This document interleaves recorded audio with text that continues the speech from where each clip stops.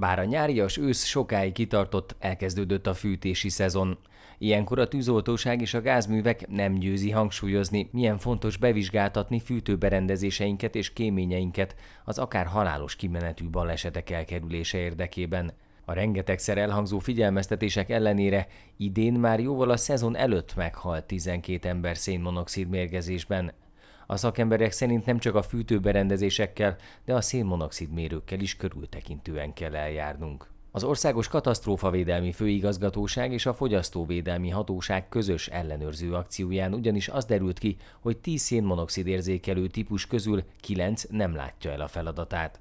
A készülékek többsége vagy egyáltalán nem jelzett, vagy hamisan riasztott. A hatóság felhívta a figyelmet, hogy az eleve gyanús készülékeket vizsgálták, így nem arról van szó, hogy a termékek 90%-a rossz lenne. Fontos azonban, hogy körültekintően vásároljunk, hiszen a rossz készülék hamis biztonságérzetet ad. A téli időjárásra való felkészülés jegyébe a fogyasztóvédelem is vizsgálta a szénmonoxid jelzőkészülékeknek a működését. Sajnálatos módon elég sok készülék nem volt megfelelő. Ezek általában nem a hivatalos forgalomban lévő eszközök, tehát nem szakboltokba árusítják. Ezzel kapcsolatban is azt tudom tanácsolni minden újbudai lakosnak, hogy vegyenek ilyen készüléket, viszont tényleg csak szaküzletekbe, olyan helyeken vásároljanak, ahol szakképzett személyzet van, el tudják nekik mondani, hogy hogy működik, mind működik a gép.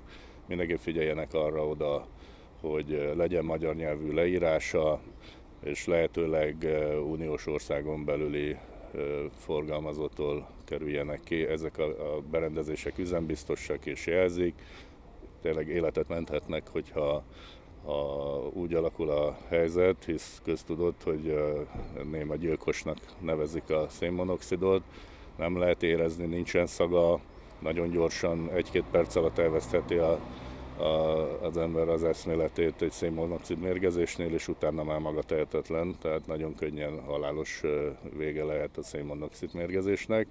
Ezért is tanácsoljuk továbbá azt, hogy a fűtésidény megkezdésekor mindenképp a fűtő-tüzelő berendezéseket vizsgáltassák felül, kéményt nézessék meg, hogy rendesen működik-e, mert ilyenkor a fűtési szezon beindulásával fokozottan előfordulhatnak olyan esetek, hogy visszaáramlik a berendezésből szénmonoxid és tragédiát okozhat.